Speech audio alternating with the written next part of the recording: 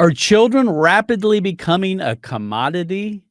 And have we gone too far down the road to protect them? We're going to be talking about that today. My guest is Katy Faust, and she is the author of Them Before Us. Katy, thanks for being on the program. So happy to join you. Well, Katy, you're a big fan here with Created Equal. Several of our interns and staff members really love your work and your book and the continued things that you're saying and doing in regards to children's rights. We had you in on our internship where you did a Zoom call with our group, and we appreciate you taking the time. And I wanted to make certain that we gave time for you to be on the radio program too.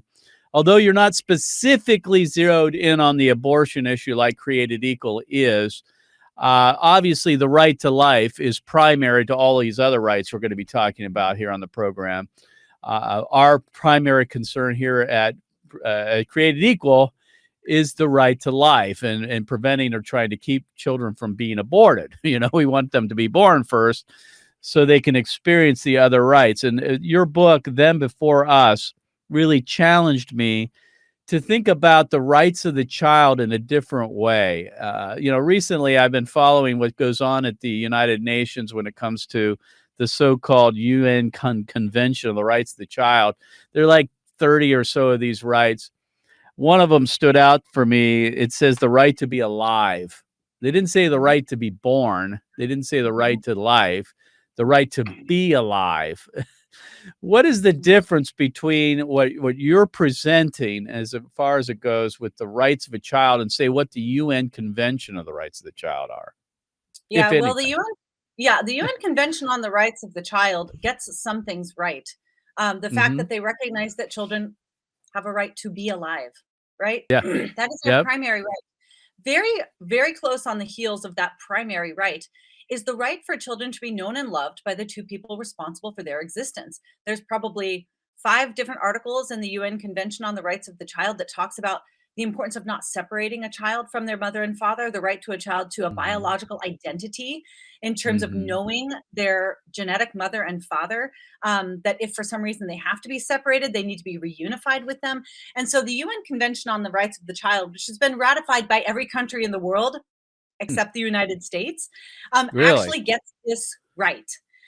Isn't that interesting? Why hasn't the United States done that? Because the UN Convention on the Rights of the Child later on mixes in some things that are not necessarily natural rights. That there is a natural right to life, and there is a natural right. A child has a natural right to their own mother and father.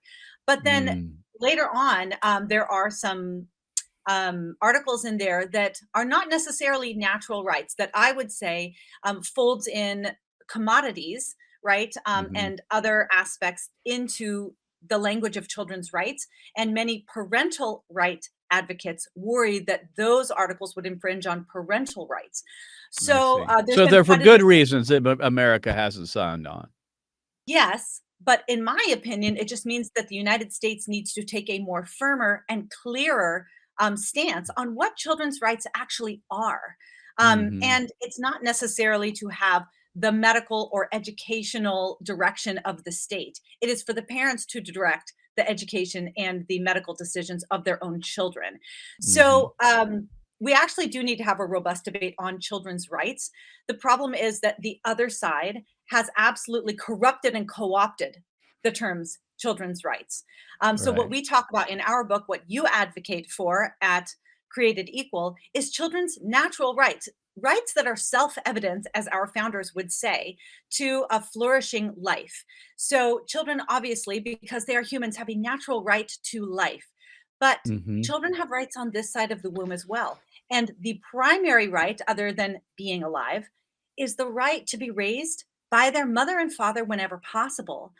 The pro-life movement recognizes a child's right to life that gives them the opportunity to be alive.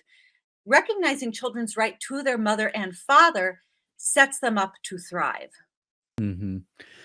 Katy Faust is my guest today, and she's written the book Them Before Us, and you can check it out at Amazon and all the other platforms in which you can buy books.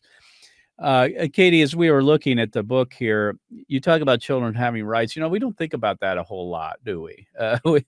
We think the parents have rights and the parents are going to parent the children the way that they choose. But you say that children have the fundamental right to be known and loved by two people who made them.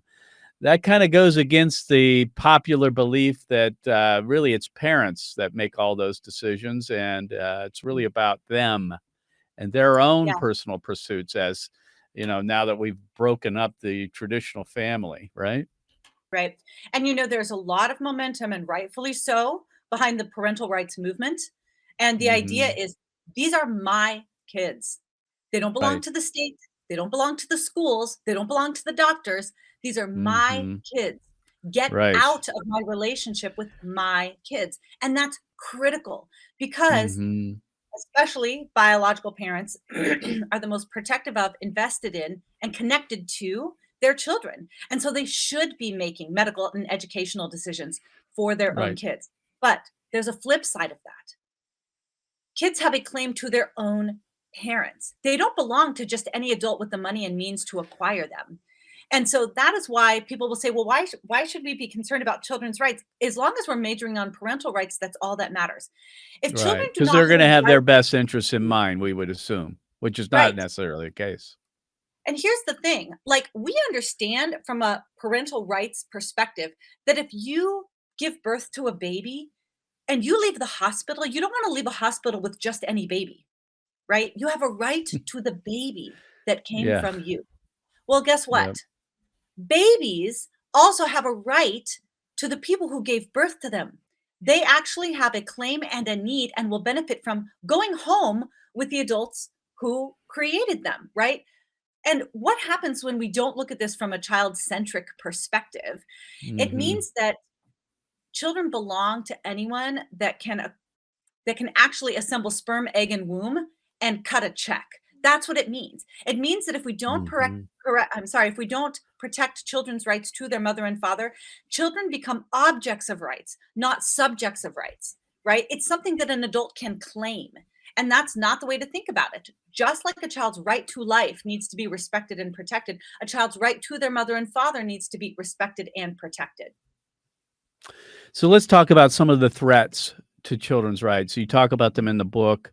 The number one, and you list several, but one of them is, and I think at the top of the list is fatherlessness. If you would you expand on that? Yes.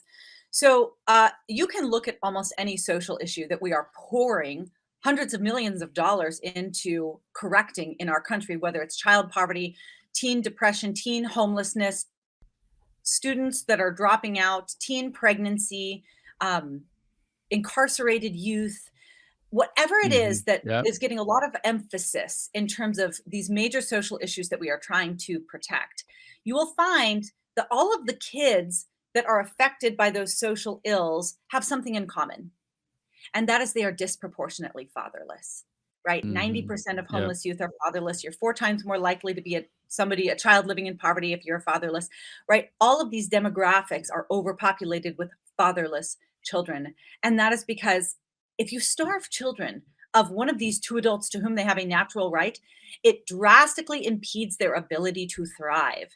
And so, what I tell my friends on the left who care deeply about social justice is if you really do want to help kids, then you need to support children's rights to their mother and father. Because if you do, you will decimate nearly every social issue that you are seeking to correct. Well, one of our critics say that we only care about children up until when they get born and not afterwards. And obviously, that's not true. But your book Mhm. gets into the details of how we need to be fighting for children's rights, not just the right to be born, a right to life, but beyond that. My guest has been Katy Faust, and she is the founder and president and director, I'm sorry, of Them Before Us. And you can pick up her book, Them Before Us, at Amazon.com. Katy, thanks for being on the show. Thanks for having me, Mark. My program's different than a lot of other types of programs like this because this is activist radio. That means I have activists on the program mostly. And these are folks that are in the battlefield every single day. They're boots on the ground doing the dirty work, if you will, the hard work of changing the culture. And so that's why I have on the program today A.J. Hurley, who is the director of Survivors of the Abortion Holocaust. And friends, you want to stick around for this interview because you're not going to believe your ears when we talk about what's happening here. In 2015, if you recall, David DeLayden from the Center for Medical Progress, if you go way back. In fact, I was driving to work today. I'm thinking, man, that's been 7 years since David DeLayden exposed Planned Parenthood for selling baby body parts for quote unquote research. And that made huge news across America. And you thought, oh, that'll do it, right? You just have to expose Planned Parenthood for what they're doing in their own words, showing the pictures and the video of aborted babies and so forth, and how they were selling them for baby body parts. And that'll be the end of Planned Parenthood. Well, unfortunately, that wasn't the end, and they survived. But we thought the practice might be over with, but it's not. Unfortunately, it has reared its ugly head once again, this time at the University of California at San Francisco. So AJ has been involved in exposing what's going on there. If you would, AJ, give us an update. I know in March, a while back, you guys went in and made a big deal out of exposing what's going on. Tell people what's happening.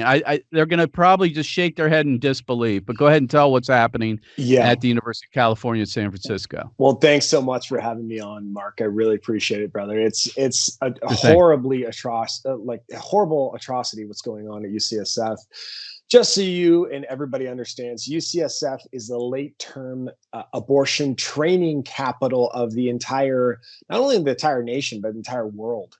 They are exporting their knowledge about how to abort second and third trimester children across the globe. And so everyone who's the who's who in the whole OBGYN kind of abortion world is getting trained at UCSF, more specifically by their head trainer there, who is Grossman and Eleanor Dry. And so we have been working for the last 3 years now, trying to expose what's going on at UCSF.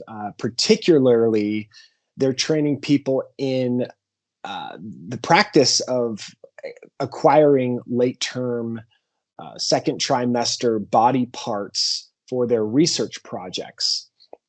And that's similar to what DeLayden exposed Planned Parenthood for doing, it right? is. I mean, it's the same basic stuff. Not only is it similar for that, but it's actually some of the same players. Several of the same players that he exposed are work at involved. Yes, Eleanor Dry is one of those people, and he exposed them back in 2015. So how this works, I call it the unholy trinity. At the top is you, the taxpayer. And then this year, our tax money is getting funneled to government NIH funded grants, right? So our money is getting funneled to NIH grants, and these UCs are then taking the taxpayer money, and then they are funneling those to Planned Parenthood for the baby body parts for their research. So if you go to NIH website and simply go to their research projects, all you got to do on the website bar is just type in fetal tissue. And this year, over $70 million of taxpayer money is going to fetal tissue programs at the universities across America.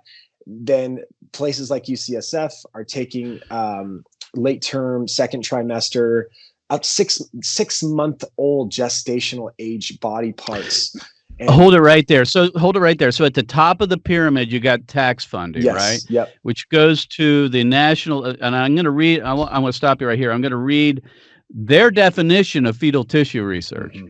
This is on the National Academy of Sciences webpage, folks. We're not making this stuff up, all right? I mean, this is right on their website. It says fetal tissue research involves cells from dead fetuses that are harvested for the purpose of establishing cell lines or for use as transplantation material and other purposes. There are two sources of fetal tissue: elective or induced abortion. Yes. There you go, right out in the open. Yep. And spontaneous or natural abortions. They're talking about miscarriages there. So they're not, they're not glossing over this. They're way out in the open saying they're taking aborted babies and they're using them for fetal tissue research. Now, let me ask you this. Are the abortions happening at UCSF, or they're just getting them from other abortion mills and Planned Parenthood? Both. So they are going to independent abortion facilities, but they are also acquiring them from UCSF. I mean, it makes sense. They can save money that way. Makes sense. And rather than paying a third party, they can just use the aborted baby parts from there. And most, a lot of Planned Parenthoods and independent abortion facilities don't do second trimester. Some of them do, but some of them don't. And so a lot of these research projects, they need 18 to 24 week gestational lungs, livers, thymuses. Honestly, I was aghast at some, because how we know about this is just released from FOIA requests. We have gotten, actually, who's been instrumental in this is Pro-Life San Francisco, filing FOIA requests, getting these actual studies, and each study lists exactly the organ of these children that they need and the gestational ages of the children of these baby organs that they're acquiring. So what they're doing, taking your taxpayer money without your consent, it's going to NIH funded grants from the NIAID, which is Fauci's office. Right. And they are funneling that money to these research facilities, who then are taking that money and are acquiring them from places like Planned Parenthood and Center for Family Planning. And sometimes, so what they do sometimes is use a middleman between the abortion clinics and the places, these higher research facilities like UCSF.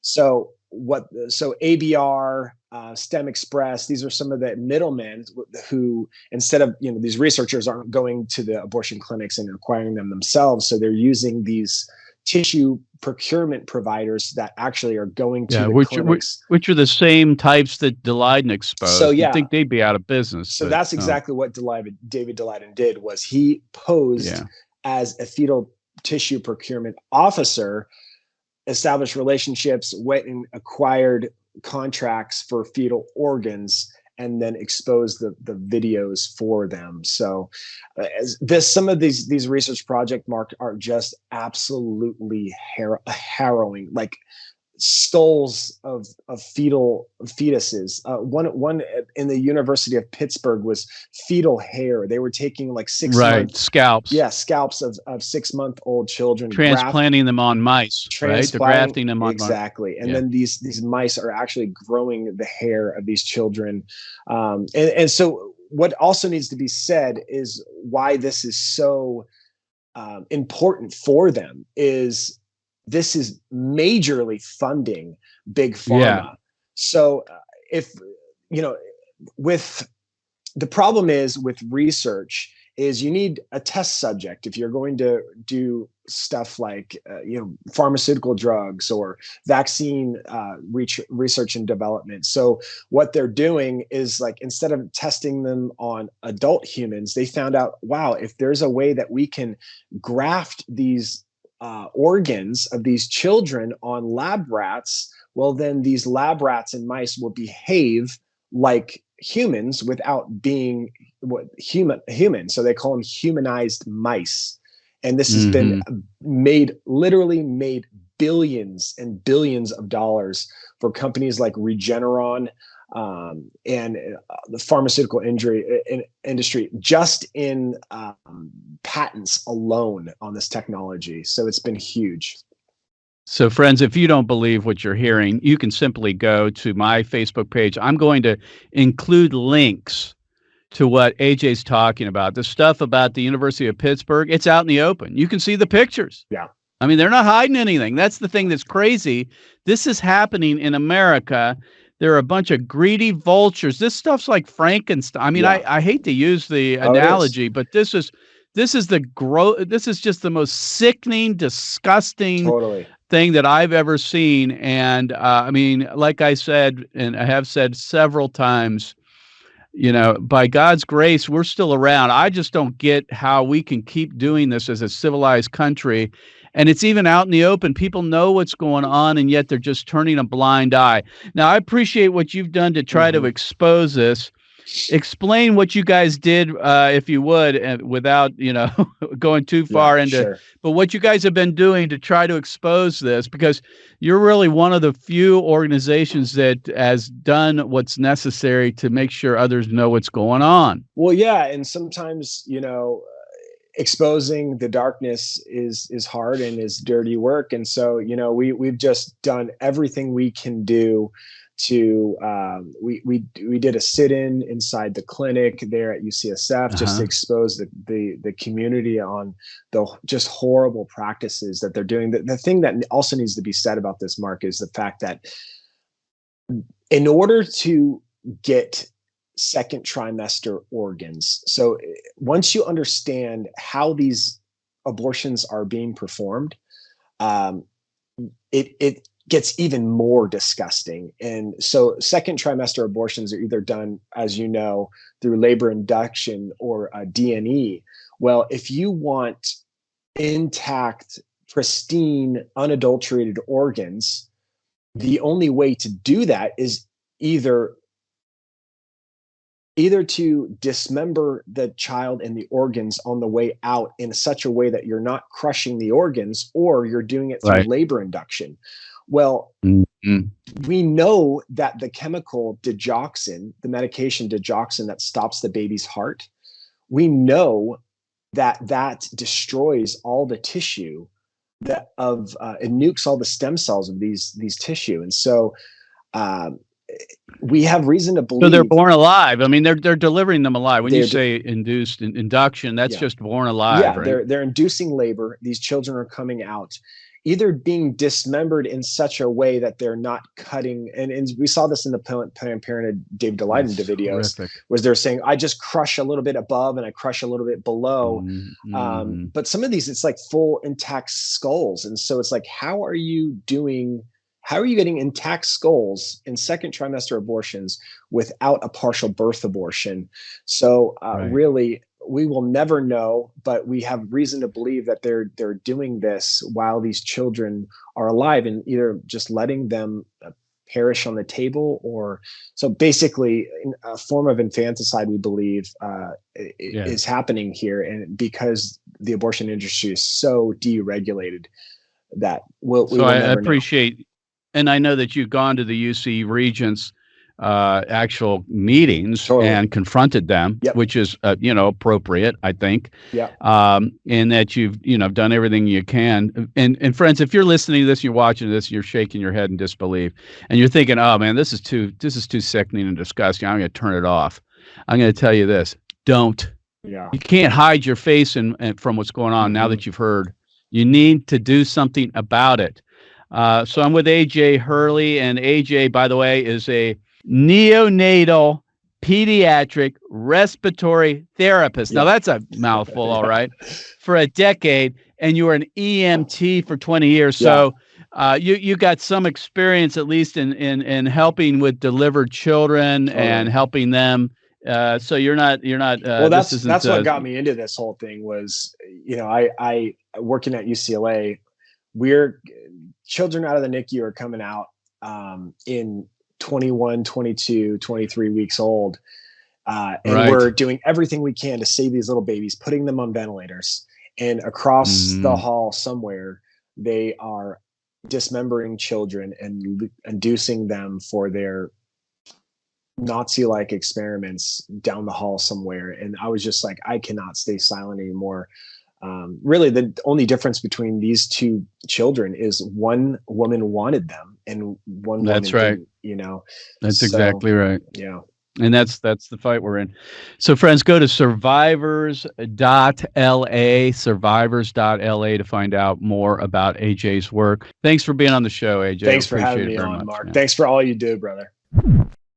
So, friends, I want you to take action today. After listening to this program, the interview with A.J. Hurley, I hope that you are disgusted about what's happening in this country.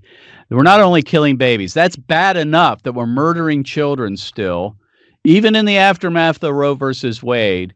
States like California and the University of California at San Francisco are experimenting on late-term babies that are procured live, more than likely. This is infanticide, and they're harvesting the organs to experiment on them, and your tax dollars are going to fund it. So, friends, we'll see you next time. Thanks for tuning in. God bless you. God bless America. And remember, America, to bless God. You've been listening to Mark Harrington, your radio activist. For more information on how to make a difference for the cause of life, liberty, and justice, go to createdequal.org. To follow Mark, go to markharringtonshow.com. Be sure to tune in next time for your marching orders in the culture war.